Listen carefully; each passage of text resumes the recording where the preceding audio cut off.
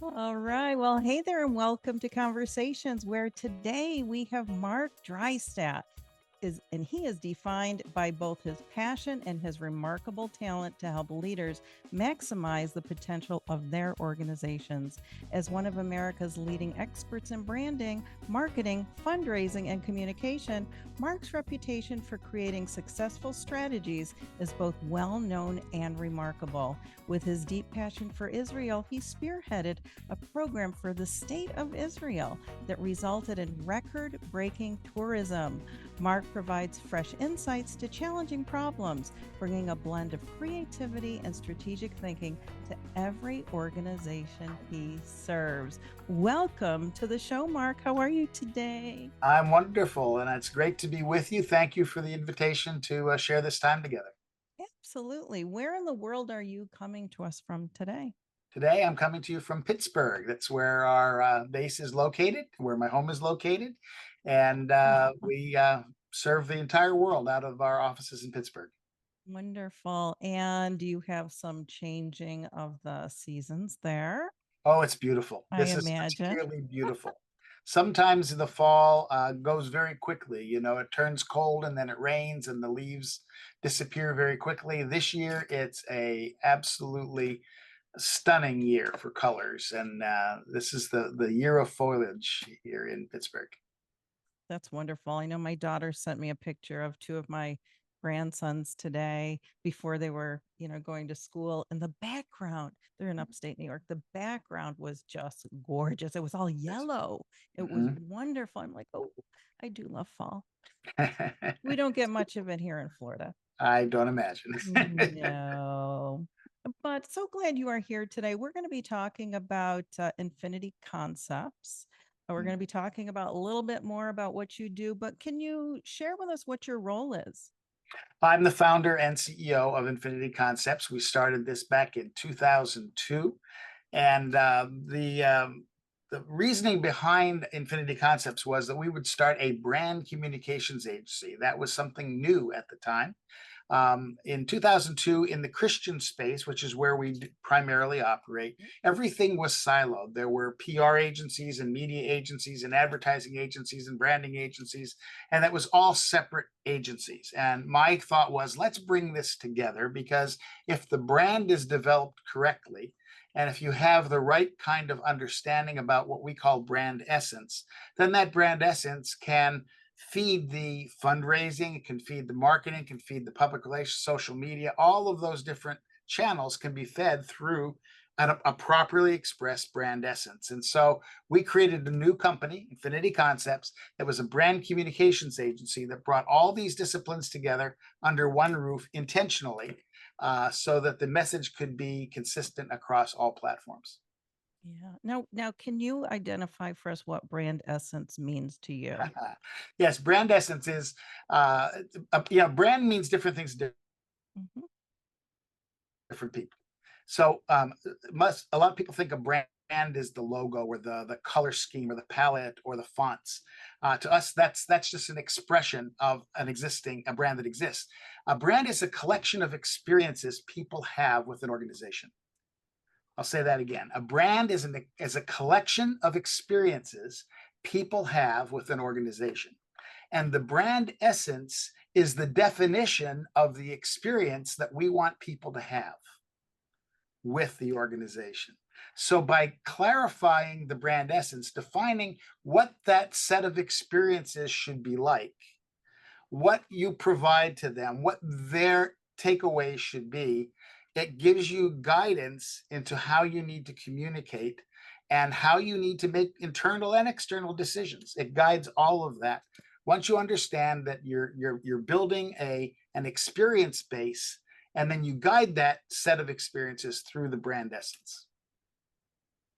Yeah, and that's beautiful. That's very elegant. It sounds elegant. Brand essence. I have never heard that before, actually, but it makes total sense to me. That And we experience. break it down into different components. So your brand services is one piece of that. What are the things that you do? What do you offer? That's very practical. We have brand personality, because you can have the same set of services with a company that has a different personality, it's a whole different experience. So we have brand essence is defined by brand services, brand personality. We have distinctives. Every brand has a set of distinctives, something that makes you different and unique from anybody else in your field that sets you apart. And then we do something that we call the brand benefits. It's not anything that you do, but it's what people take away. What do they experience? What's the impact of the services, personality, and distinctives? What in people's lives? And then we put all that together, and then we turn that into a brand promise. And those five components together make up the brand essence expression. Out of that, then you come up with, okay, so how do we communicate that? What's the right color palette? What's the right font? What's the right logo? All of that flows out of that, but you define the brand essence first. It's beautiful. Thank you for going a little bit deeper into Oh, that. no problem. I think that's important for people to understand, because branding and It's a marketing radical can be concept. it And can be a tricky yeah, space for sure.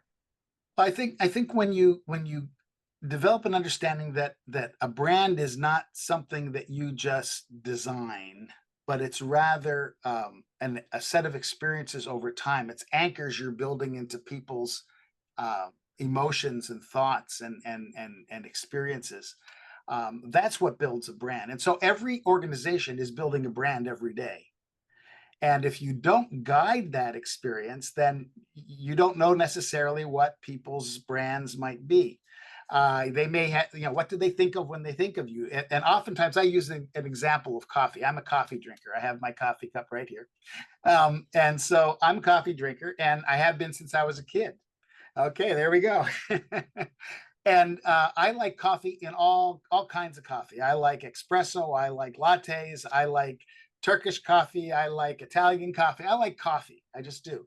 But if I had a cup and I put some coffee in it, and then I put a little tea with it, and then I put some Pepsi with it, and then I put some 7 Up with it, then I put some iced tea with it, then I put some lemon juice with it, and I put some orange juice with it. What do I have? Do I still have coffee? No, it's this crazy mess of different flavors that you're not quite sure even what it tastes like. Well, when you don't define your brand essence correctly, that's the experience people have with the organization. They taste one time, say, "Oh, it's coffee. I like coffee," and the next time it tastes like Pepsi, and say, "Wait a minute, how come that's different?" The next time it tastes like orange juice, and say, "Wait a minute, that's not what I thought this was," and so you have brand confusion. But by creating a brand essence that is clear, concise, memorable, you begin to define that consistent experience. So it's coffee, coffee, coffee, coffee, coffee. And the great part about that is not everybody's going to like coffee, but that's okay. My wife does not like coffee. She barely tolerates the smell of coffee because I love it. And that's okay. We know she likes tea. I like coffee. So that's a choice that can be made. So when an organization is consistent, people can choose. I love that organization or I don't love that organization. But when it's a conflated mixture of flavors and experiences, people just kind of shun. Would you taste the concoction No, I put in my cup? Of course not. no, So thank you. people That's just not say, coffee. I'm keeping, yeah, I'm hands off. And so oftentimes people have great organizations and they're doing wonderful things, but because the brand experience is so confused, they never have the growth or the impact that they could have. Yeah, That's why we believe so our work is true. so important. It is important, and I love that it's a collaborative, Mhm. like that one-stop shop type of uh, organization, which is Yeah, and we've amazing. and in the beginning when we did that, we were sort of accused of being, a mile wide and an inch deep, but we really Yes. aren't. We've brought experts in each of these areas into our team, and so we may be a mile wide, but we're a mile deep as well. One of those areas is research. Yes. And I would love to talk a little bit about that and how that fits in to the work that you do. Hmm. Well, one of the things that we do is we have a saying around here that we say that we are helping our clients effectively communicate with an ever changing culture. That's one Mm, of our principles, to help our clients effectively communicate with an ever changing culture. And so, if that's the case, then we have to understand the culture that we're trying to communicate to. Most of our work is communicating to the Christian community. We represent ministries, nonprofits, businesses, corporations, and even governments. But they're trying to communicate to the Christian marketplace. That's what our niche is. And so, if we're going to do our job well, we have to understand the evolving Christian marketplace, and it does evolve, and it is evolving. And so, about 3 years ago, we started a series of research projects that has resulted in us coming up with new research reports. This year, we've had extra reports about every other month. We're coming up with a new one. Typically, it's about quarterly. We would release a research report on a topic, and we try to find things nobody has thought to ask yet, or have asked things in different ways than everyone has asked. So we've had reports on, what about evangelicals in public policy? How what are evangelicals doing? How do they feel? Because if you listen to the news, it would seem like evangelicals, a monolithic group that is, conservative white Republican, but that's not the case at all. Racially, there's a mix. There are liberals, moderates, and conservatives within the evangelical ranks, and their views on public policy are very different. So we researched that, provided that. What do evangelicals think about Israel?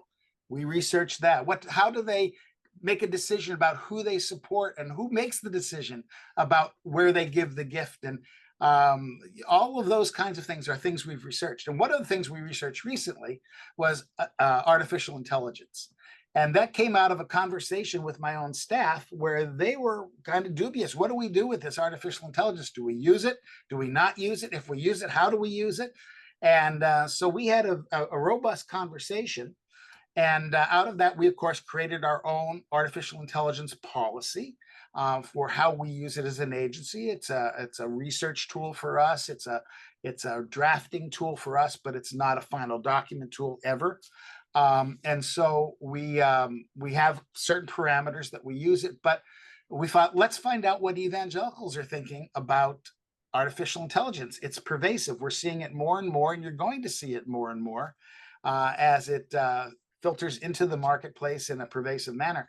And when we took the survey, only about 20% of the people we surveyed knew very much about artificial intelligence. Most people knew a little bit or had heard a little bit, didn't feel like they were well informed, but about 20% had actually 22% had strong opinions about AI and how it was used.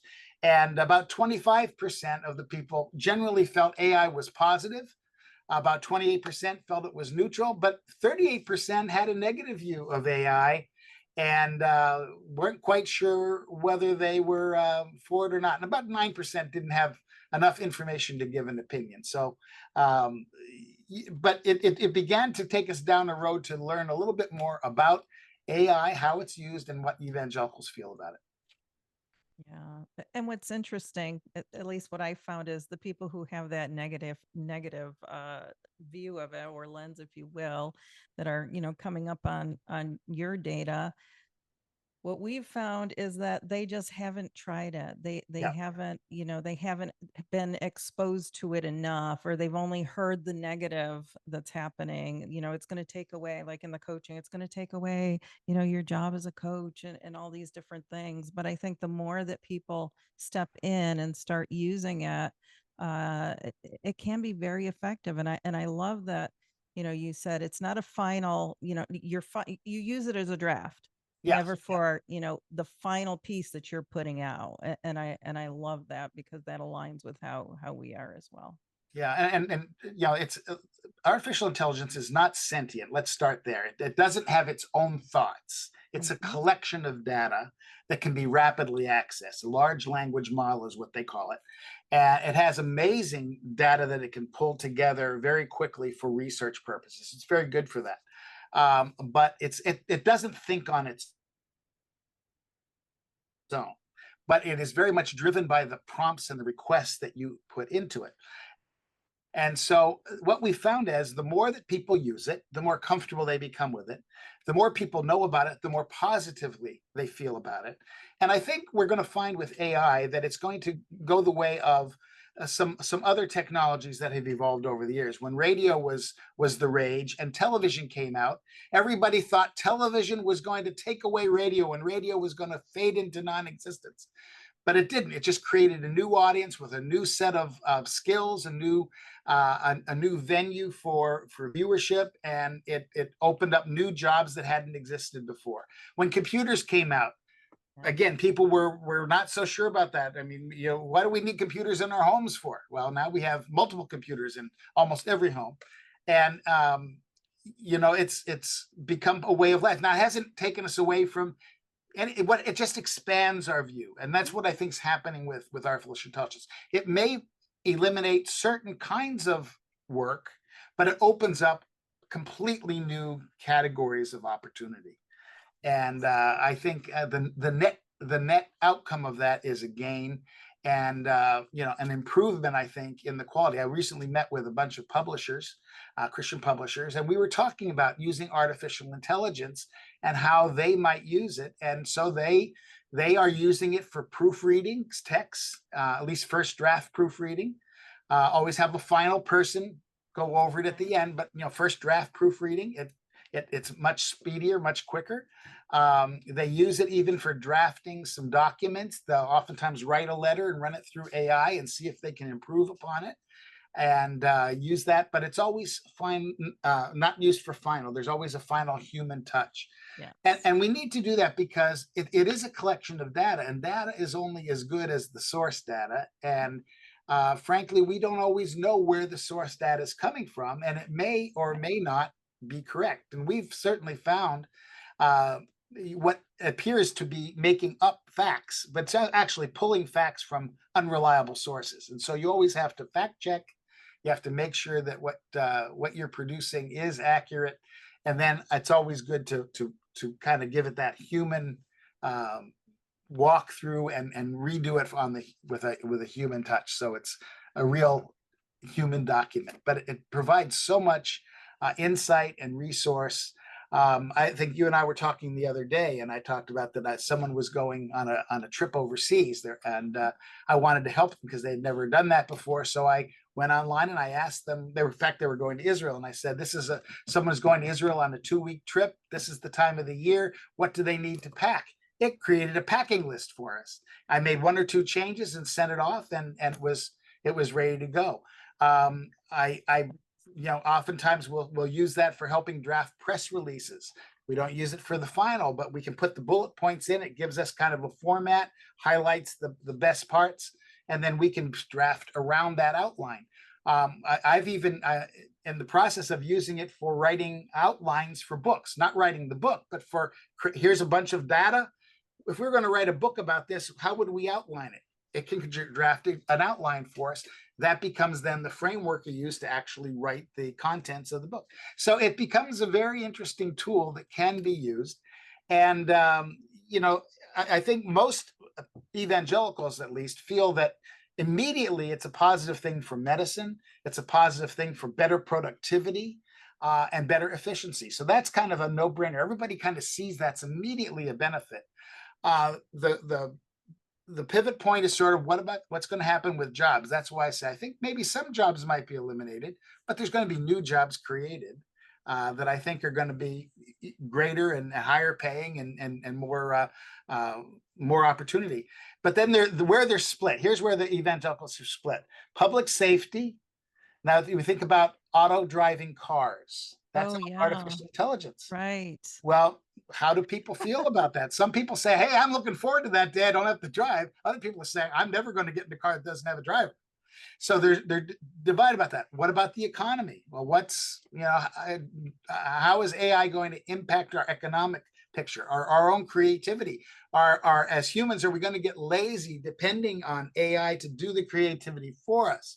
And their ability to study and comprehend, and how is it going to impact our faith overall? So those are some of the questions that still need to be wrestled with. And truthfully, there are those who are actively, working at that. There are several companies that are exploring biblically based AI models, as opposed to the generically based AI models that are out in the public now. I think this is all fascinating and absolutely fabulous, um, as long as we keep technology where technology belongs, as a tool in our toolbox and not a replacement for our values and our own thoughts and creativity. Right, because God created us with brains and Mhm, minds and that creativity. So we mhm, don't ever want to, lose that. But I do believe that, I think about somebody who thinks that they aren't creative, but maybe they're popping something in and then that's prompting them for something more, how to add to it. And that can be a creative piece for a person who thinks that, well, I can't do this. I need to rely on whatever, the chat GPTs or word heroes or whatever it is that they're using. But mhm, yeah, I think it's fascinating. But you said something there about biblically based AI mm. models. What can you say about that? Well, again, an AI is simply a large language model. It's what you feed into it. So they fed a lot of data. So if you take the public uh, airwaves, the public web, and you feed data from the public web into a model, it's not necessarily going to be biased toward a Christian worldview or a biblical worldview. And so, in fact, we've seen that we're in the process of creating a new website that will be released in January called Quotes for Life, and this is going to have hundreds of thousands of quotes.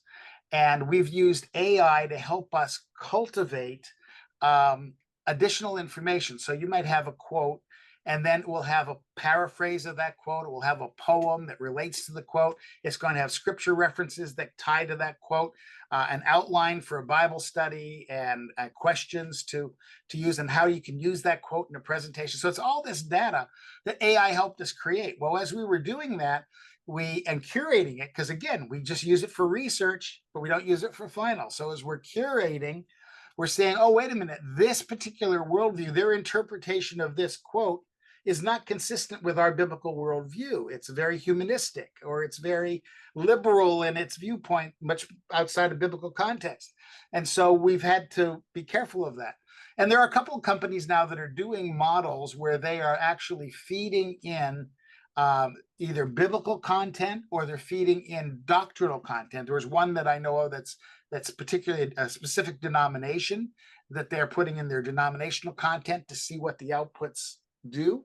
And in fact, they're finding when they do that, that of course the output then is flavored by that resource. And so they're finding much more biblically accurate models. And there's other companies that are doing similar kinds of things. So I think in the years to come, maybe even months to come, we're going to see more happening on biblically based AI models that would be even more robust and more helpful for those in the evangelical or Christian space. Yeah. Wow. What were you surprised about in your research here on AI? Is there anything that I just was was like, I was surprised that I guess I'm farther down the road. I was surprised so many people, 80% of evangelicals said they don't know very much about it. mhm, And I guess that was surprising for me because I'm in the space, and yeah, I've been in it for a couple of years, and it's something that I'm aware of and using, and all of that. So that was kind of a surprise. Um, but then when I talked to some professionals in the space, like the publishers, I was mhm, surprised to see how many of them were already embracing it. yeah, So it is being embraced. It is growing.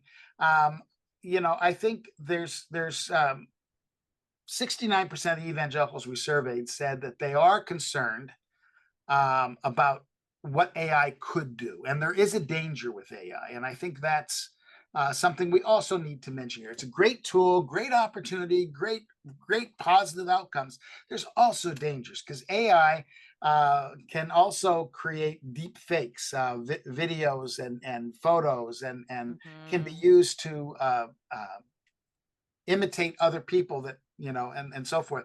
So there are some dangers to it. In fact, 70% of the evangelicals feel like there are some potential dangers and some spots we need to be careful of. And I think that's worthy of noting. I don't know that surprised me, but it was worthy of noting. I think my greatest surprise was just as pervasive as it is, how little we know about it. It's all around us, but yet we don't know that much. And I think it's important that we begin to learn and understand the model, understand what it does and what it doesn't do, how it works, how it doesn't work, just so that we can make a choice then. Some people may choose, I don't ever want to use AI. I want to stay out of the AI space. And that's a fair choice. Others may say, I want to use it for limited purposes. That's also a fair choice. Some people say, I want to go deep end of the pool, and I really want to use AI for a lot of things, and that's also a fair choice. But as long as you do that, understanding the nature of the tool, its positives, its benefits, its limitations, and its dangers. Yes. So that's sort of what I came away with, and I do think it has even Full impact circle for the there. church. Churches can begin to use some AI tools to, I think, improve some of their communication and strategies as well. So. Mhm. What might that look like? Um, there would be some ways that churches could use to provide additional resources. AI can help generate additional resources that are very clearly targeted, that for specific audiences that can. Yeah, I remember. Let me backstep on this just a little bit. I remember a few years ago, about 10 years ago now, we started working with what was then Cancer Treatment Centers of America, and they're now City of Hope. Cancer Treatment Centers of America wanted to start an outreach to the Christian community, and so they engaged us to help them do that. And I did a survey back then. I surveyed about 100 pastors and asked them several different questions. And one of them I asked was, what are the things you counsel people about? And when it comes to health, and cancer was the number one response. And some of the other things they counsel people about, I said the three things were money, relationships, and sickness were the three broad categories. And so I asked them, so when you're counseling people about finances, do you have resources? And they said, oh yeah, lots of resources out there for that. When you're counseling people about relationships, do you have resources? They said, oh yeah, lots of resources. I said, when you're counseling people about cancer, do you have resources? And they said, there's not a thing out there. And that was a need that we stepped into 10 years ago to try to meet that need.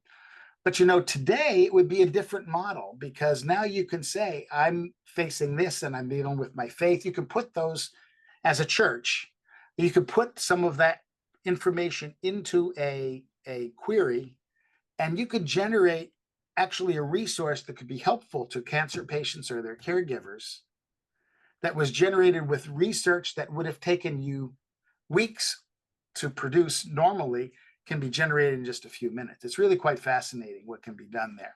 And so I think it broadens the scope of resources that a church can offer. I do think there are ways that it can increase personalization. People may like or not like that, but AI can sometimes recognize people and their behaviors and then interact with them in different ways based on that. So it can increase personalization for church ministries. So there's a number of different ways it can be used. We'll see where it evolves. Yeah, and how many people are actually open to that? Because I think that the part of that, what you said in the beginning about the, 38% negatively look Yeah. at AI, really how open is somebody to the opportunities that it provides? And I Mm-hmm. think if you have such a stronghold or in a mindset where we're going to continue to do things how we've always done them and not are open to them, I think that could be why they won't use it. However, I think that people have the expectation moving forward now that everybody can have it. You don't even have to pay for it. You just have to have Right. a connection. Mm-hmm. That I think that the tides are going to be turning. More people are going to be able to have their hands on it and be Mm-hmm. able to utilize it. Yeah. So I Yeah. think And that number is going to go up. I think so too. And I think, it's going to take just time and experience for people to determine where all can we use this resource, Mhm. and where should we not use this resource. I'm sure there will be again the good and bad side to both of this, but like every tool, every tool can be used for good. It can be used for bad, and I think the opportunities that AI provides, when managed properly, when used within appropriate constraints and guidelines, I think the upside of that is fabulous and really has a lot of potential for business people, especially. I think there's some really amazing opportunities that can be um, followed and used in the AI space. Well, Mark, this has been a fantastic conversation. I appreciate you bringing your research and what you're doing at Infinity Concepts. I would love for people to be able to point it to you. So, where can people find you and the research? If it's different, if it's Yeah. two different places, or you tell us. Well, infinityconcepts.com is our website. So everything is on infinityconcepts.com. If you go to /resources, I believe that's the correct link to get to the reports. If you click on /resources, you'll see there's a list of several different resources, and research is one of the drop downs. Click on that, and there's probably 20 different research reports there that are available for free. That people can download absolutely for free. Yeah, this is free research that we provide. We do the research to serve our clients better, and then we release that research for others to glean from. So it's there, it's available. Our latest report is what do evangelicals believe about sin, and what is sin and what is not sin in the evangelical mindset. So it's fascinating. That would be another very interesting conversation.